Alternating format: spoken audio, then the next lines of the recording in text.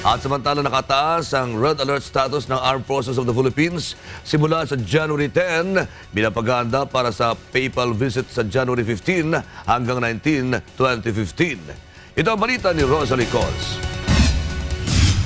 Sariwa pa man ang alaala sa malateroristang pag-atake sa mga sibilyan sa isang cafe sa Sydney, Australia noong nakalipas na taon, muling gumimbal sa buong mundo ang pamamaril ng 3 armadong lalaki sa isang French magazine office kahapon na 12 ang nasawi.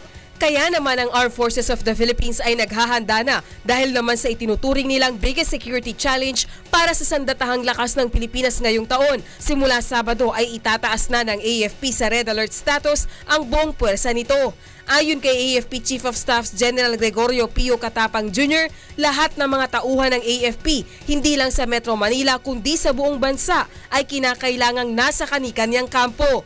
Red alert means we should be 100% inside camp. Ito ay upang magkaroon man ng emergency o pangangailangan ay agad na makaresponde ang mga sundalo. Dagdag pa ni General Katapang, ayaw ng AFP na makakita ng pagkakataon ang mga teroristang grupo na samantalahin ang pagdagsa ng mga tao sa mga itinakdang holiday. Kasi we don't want to other enemies of the state to take advantage of the city.